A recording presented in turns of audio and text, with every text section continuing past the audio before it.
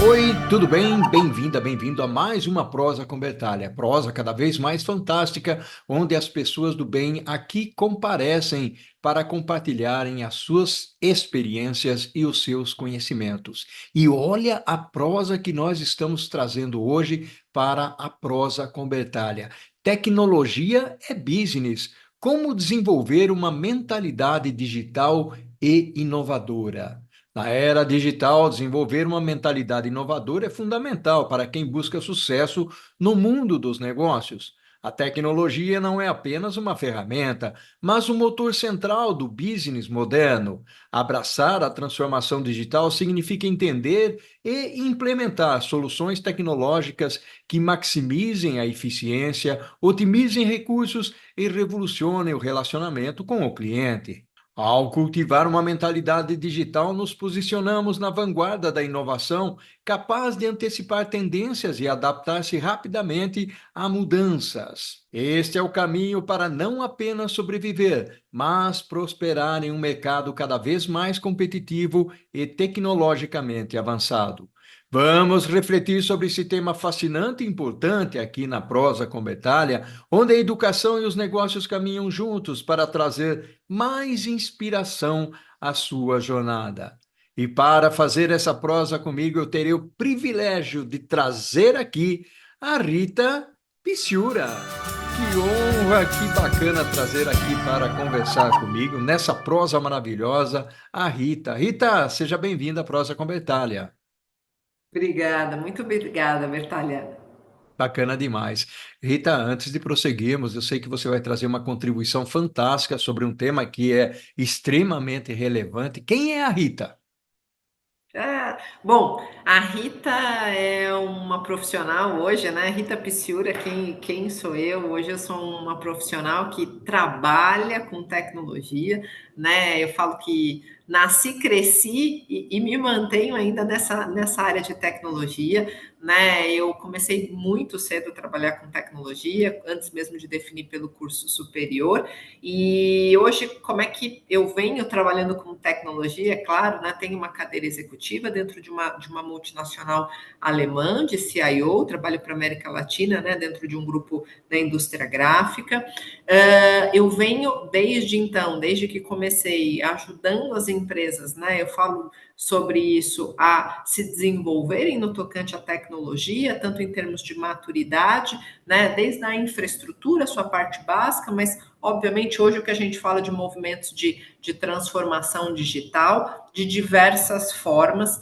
Tive a oportunidade de passar por diferentes segmentos, diferentes tipos de organização também, nacional, multinacional, e eu acho que tudo isso corrobora, né, para o tema que a gente vai discutir e falar hoje, que está relacionado à transformação digital e como é que a tecnologia, obviamente, ajuda tudo isso, que é um tema que eu gosto bastante. Bertaglia, obrigado pelo convite, obrigado por estar aqui e poder ter essa prosa aqui com você e com todos os teus seguidores.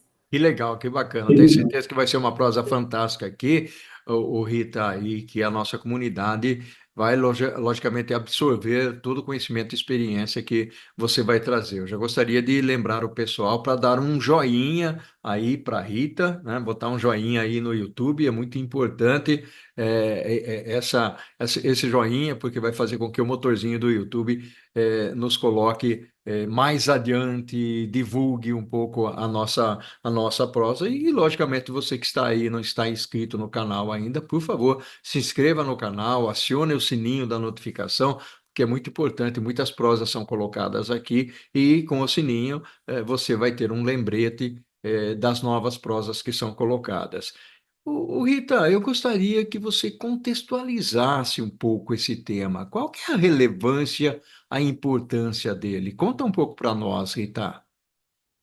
Uau, Bertaglia, bom ponto aqui, né? Eu acho que hoje, né, a gente, vamos lá, né? O momento que a gente está, e ainda mais pós-pandemia, eu acho que as organizações, de maneira geral, refletiram sobre o seu posicionamento e atuação.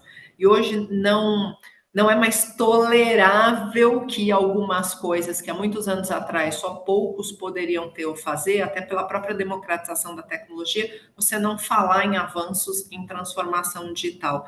E ela pode acontecer de diversas formas dentro das organizações, e até um tabu, às vezes a gente acha que são coisas muito grandes, né? E a transformação digital, para mim, no primeiro passo, ele está falando de mudança de cultura, ele está falando de mudança de modelo mental, que é o nosso mindset, ele está falando de uma diferente postura perante aos desafios que as organizações têm hoje e que a tecnologia, né, pode ajudar. Então, quando a gente fala, né, que tecnologia também é negócio, ele é parte desse movimento, ele é parte desse processo e traz aí pode trazer diversos benefícios nas organizações, desde mudanças pequenas e simples em um sistema que tem a capacidade de transformar, como também podem ser outras mudanças mesmo de contexto e de novos produtos e serviços que são inseridos no mercado, que passam a fazer parte aí do nosso dia a dia como consumidores,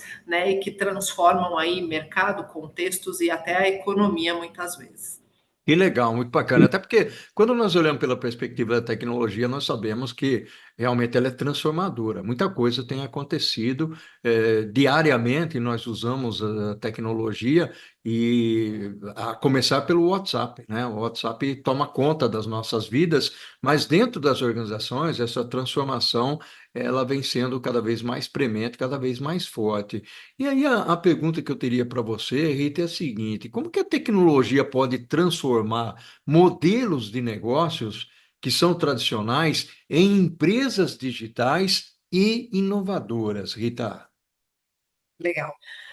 Bertaglia, enfim, é uma pergunta bacana, porém de amplo, né, resposta e muitas vezes ela pode ser simples ou complexa. Hoje o que eu vejo, né, e aí vamos falar até de coisas mais simples. A gente mudou hoje em dia o perfil de consumo e comportamento. Então, quando eu falo isso, né, até o próprio movimento da pandemia, ele acelerou muito todo esse movimento. Então, tinham coisas que você ia fisicamente até um local para comprar, vou dar exemplos de roupas, de acessórios, né? Até mesmo, obviamente, coisas, mercado, contexto alimentício, etc., já tinha algumas coisas, tinha muito hábito de ir, de olhar, de experimentar, enfim, que mudaram com a pandemia. Então, você tem hoje uma gama de pessoas que querem consumir serviços online, que querem consumir conteúdos online, porque elas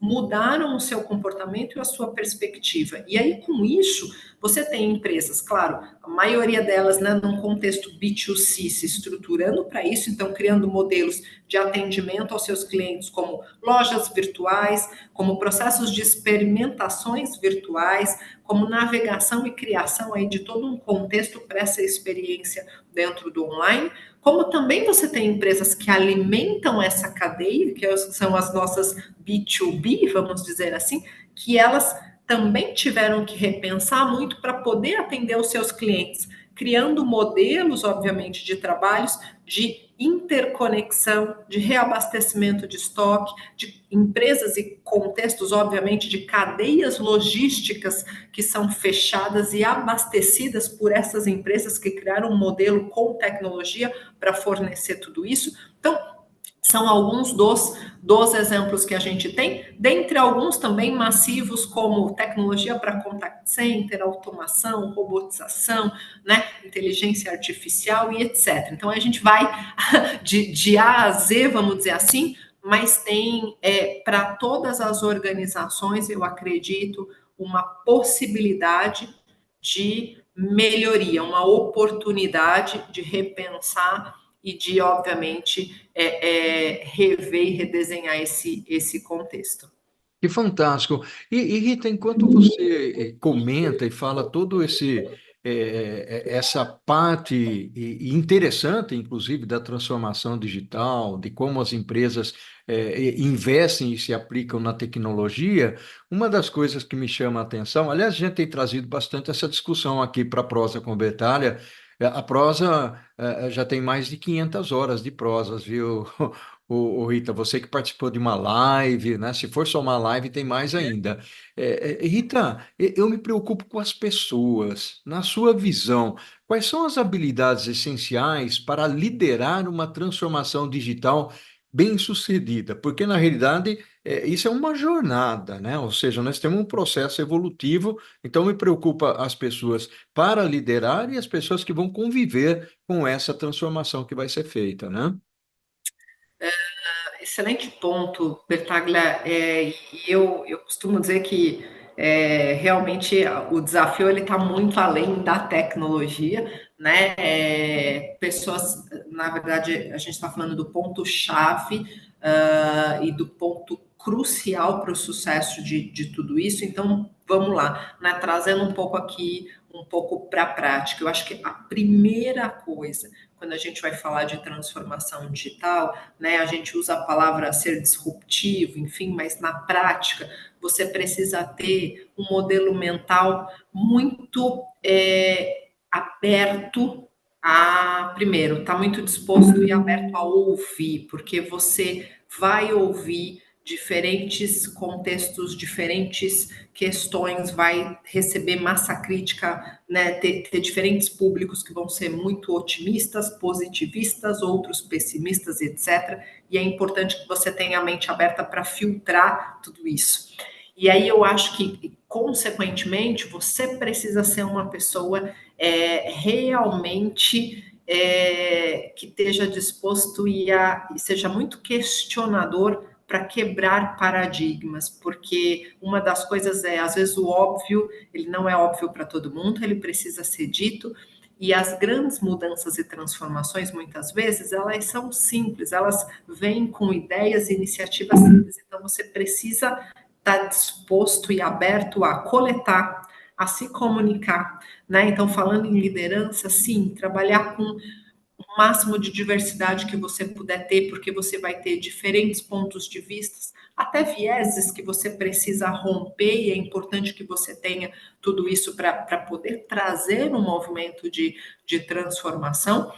E óbvio, as pessoas que vão passar por isso têm um cuidado muito grande, que a gente fala, né, de change management, mas change management nada mais é do que cuidar sobre o impacto que aquela mudança vai ter sobre o contexto, sobre as pessoas, né, sobre direto ou indiretamente na vida daquela pessoa. Então a gente fala, pô, mas estamos falando de uma organização? Sim, a gente tá, mas se as pessoas não entenderem o motivo de e o impacto, certamente elas não vão contribuir com a mudança que precisa ser feita. E você precisa ter todo mundo engajado para conseguir fazer tudo isso. Então, tem um conjunto aí de coisas e questões que você precisa ter, e de comportamentos também, para você começar a ter uma mentalidade mais aberta, disruptiva e aí inovadora.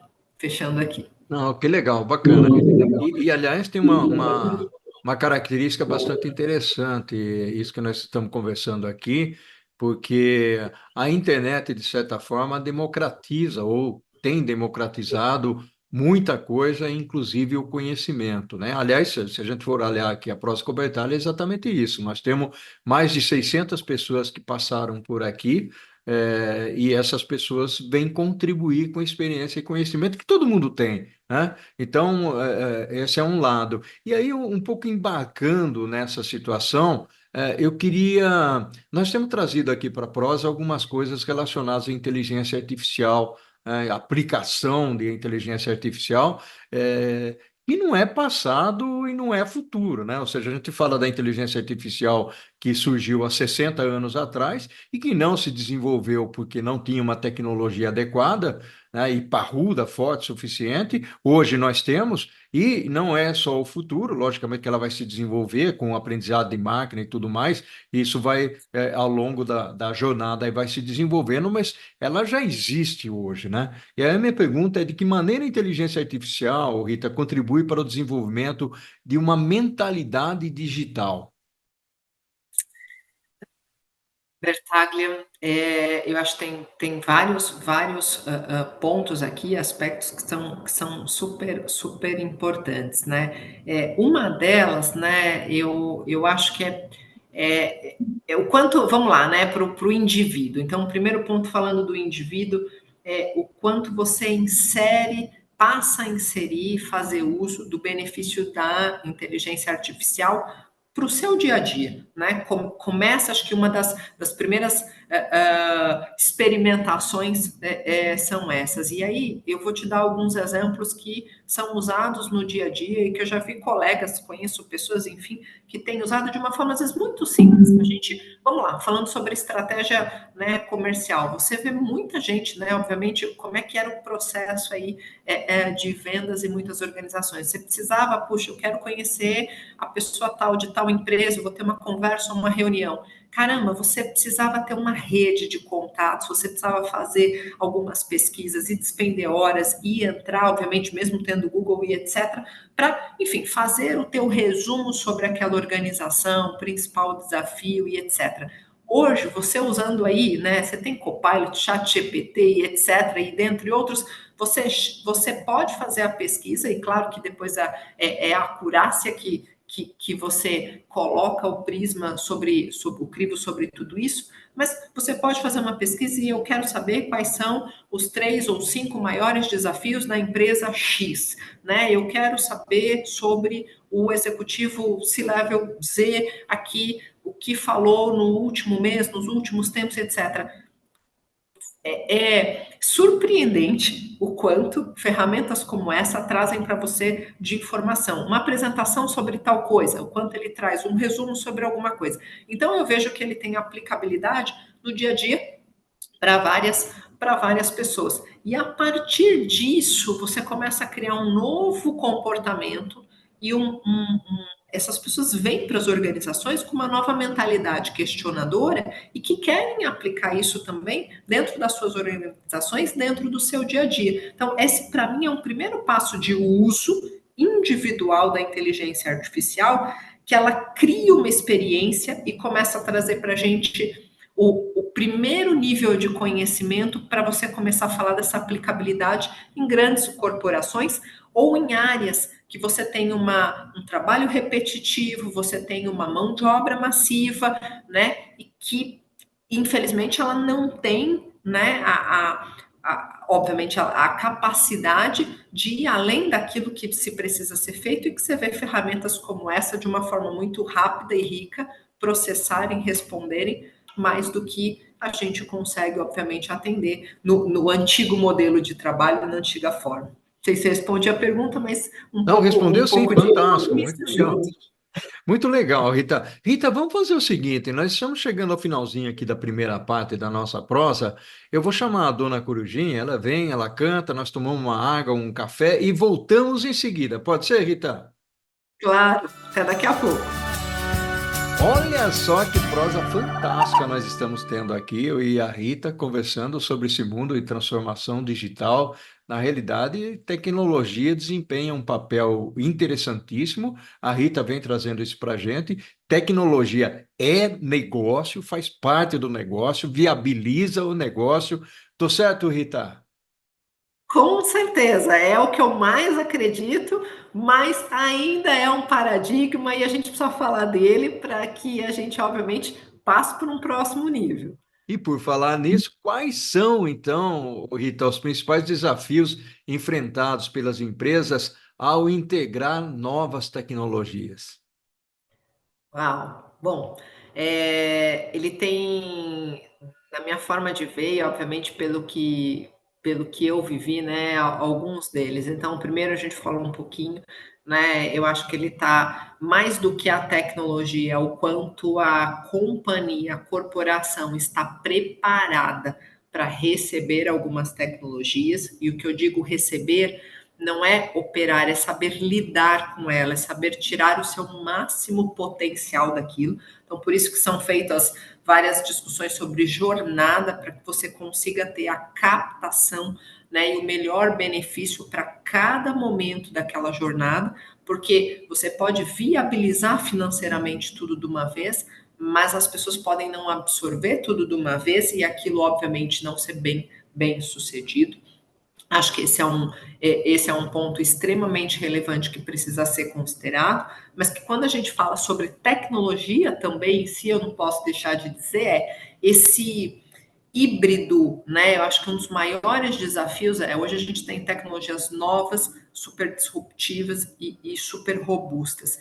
Só que muitas vezes o nosso maior desafio está com o legado, está com o que a gente tem ainda também dentro das corporações, que você precisa fazer com que esses mundos se falem, se integrem. Então, aí tem um desafio técnico importante, que precisa de uma boa estruturação, mas precisa de um bom, eu diria, plano de diagnóstico, evolução, para você saber o que é que você consegue fazer juntando esses dois mundos e alinhar essa expectativa, que eu acho que é o ponto principal, porque quando a gente compra uma nova tecnologia muito disruptiva, você espera tirar o máximo proveito dela, né? Pensando como modelo de negócio, como head de negócio, eu quero chegar do zero e ir para o 80 num curto espaço de tempo. Mas é como é que você garante que isso vai acontecer, e o que vai acontecer são outros pontos e aspectos que eu vejo como extremamente importantes para que a jornada, para que, né, a experiência seja bem sucedida, eu diria, aí, de maneira geral, dentro das organizações que pensam, ou as que já estão vivendo o seu movimento aí de transformação digital. Maravilha. Ô, Rita, uma das coisas que a gente fala e nós comentamos bastante é a conexão, principalmente, logicamente, a tecnologia com a análise de dados, e lógico que a análise de dados ela tem uma influência muito grande na tomada de decisões nos negócios. Então, o uso da tecnologia, até porque nós temos uma massa de dados muito grande dentro das organizações, e isso aumenta a velocidade e faz com que nós possamos tomar decisões mais assertivas. Eu queria explorar um pouco esse lado contigo, de que forma que essa análise de dados pode melhorar a tomada de decisões em um ambiente de negócios digital, Rita. Bacana. O que eu vejo, tem dois aspectos aqui. Um deles, né, eu acho que hoje deve fazer parte da agenda dos executivos dentro de uma corporação, essa busca pela tomada de decisão com base em dados e fatos. A gente tende, né, tinha um estudo que eu vi há pouco tempo atrás, de uma grande consultoria e uma das Big Four falando sobre isso, que ainda a maioria dos executivos tende a tomar decisão pelo conforto, muito mais pelo feeling do que pelos fatos.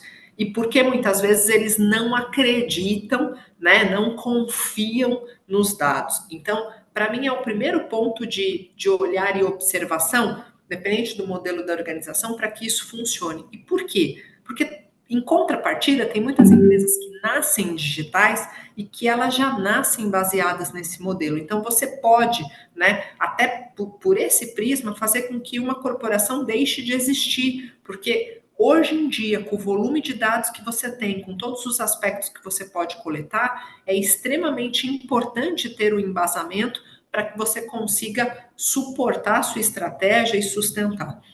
E aí, pegando carona, né, sobre modelos de negócios digitais, o que eu digo é que ele é crucial, porque hoje uma organização, né, um modelo de negócio digital, primeiro, ele é extremamente dinâmico. Então, ele gera um volume, uma capacidade de informação que você precisa ter modelos, né, que te ajudem a tomar decisão, a pensar e usá-los, porque o volume é enorme para que humanamente você fique criando, tentando pensar em cenários para isso. E duas, porque o comportamento do consumidor muda pela experiência, muda pela jornada que ele faz, muda pela abordagem, campanha e etc. Então você precisa conhecer e saber desse comportamento. Outra, você precisa rastrear isso, você precisa entender, se você ainda não conhece, como ele se comporta, né? E como isso converte depois no final do dia. Então, conhecer disso é crucial, e óbvio que os dados que você tem nessa camada, eles vão te ajudar de uma forma absurda a tomar decisão, porque você está falando muitas vezes de modelos de negócios que você não tem histórico de 20, 30, de 50 anos atrás, como se comportavam. Então, você precisa fazer analogias, ou você precisa usar de bases de dados, né? Que é o que a gente muitas vezes fala que não são as diretamente relacionadas, para muitas vezes, igual você faz em mercado financeiro, por contextos econômicos e etc., para que você crie um modelo de tomada de decisão e eles te ajudem nesse sentido. Então, tem um infinito aí de possibilidades, mas eu acho que essas duas formas, elas tentam tratar quem ainda não está, e óbvio, como podem se utilizar de dados, e as que estão já num contexto digital, como potencializam ou vivem, eu não vou dizer nem sobrevivem, mas como vivem o seu dia a dia. Bacana, muito legal, muito legal.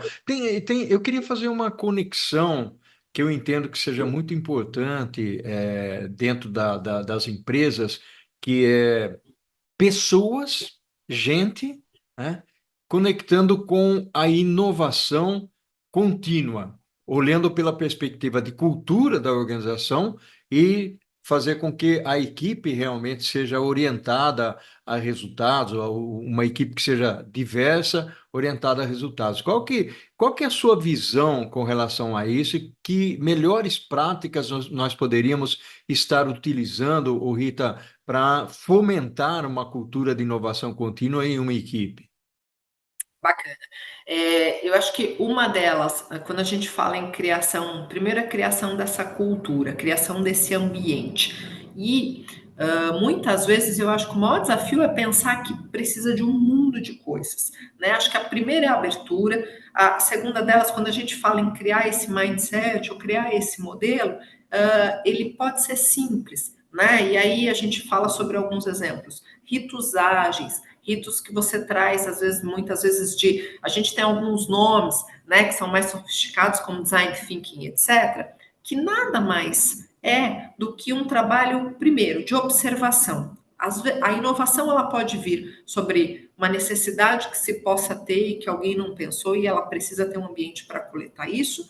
Ela pode vir também sobre uma observação e uma forma diferente de pensar como fazer aquilo, de trazer a resolução para aquele problema. Dois exemplos aqui, né? E aí você pega uma necessidade que pode surgir num determinado contexto.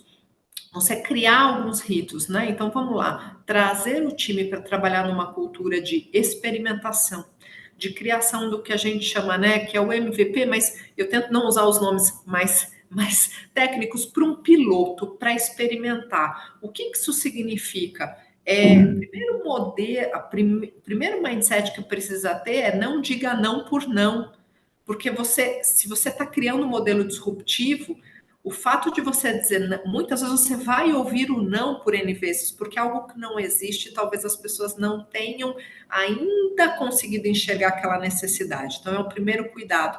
E aí, trazendo alguns métodos de vamos experimentar, vamos criar um modelo, vamos avaliar se ele funciona, vamos testar, vamos tentar escalar e assim por diante, eles ajudam muito a criar um ambiente, uma cultura de inovação. E eles começam de uma forma simples, com ritos simples com as equipes.